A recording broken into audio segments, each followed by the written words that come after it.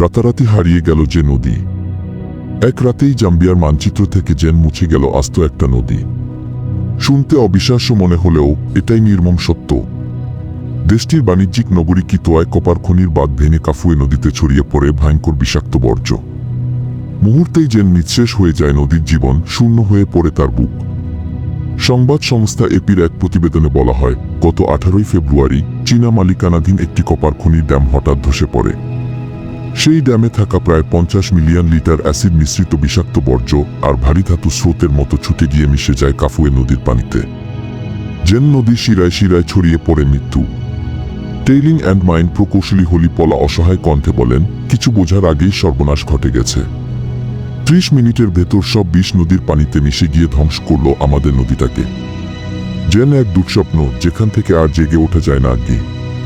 নদীর তীরবর্তী মানুষগুলোর জীবন এখন ভাঙা স্বপ্নের মতো। কৃষিকাজ, মাছ ধরা সবই এখন অতীত। ভেসে উঠেছে হাজার হাজার মৃত মাছ। পুড়ে ছাই হয়ে গেছে ভুট্টা আর চীনা বাদামের ক্ষেত।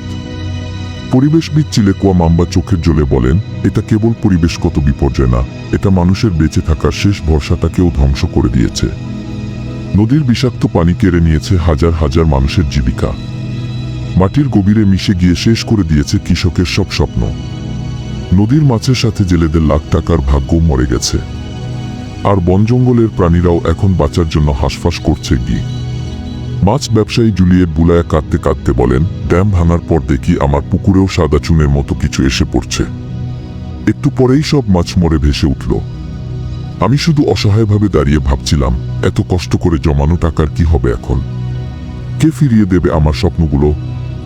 এই ভয়াবহ বিপর্যয়ের পর ক্ষতিগ্রস্ত ড্যামের কিছুটা মেরামত করা হলেও নদীটা আর নেই আগের মতো।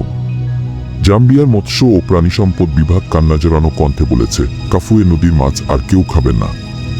ওখানে এখন শুধু বিষ আর মৃত্যু ঘুরে বেড়ায়।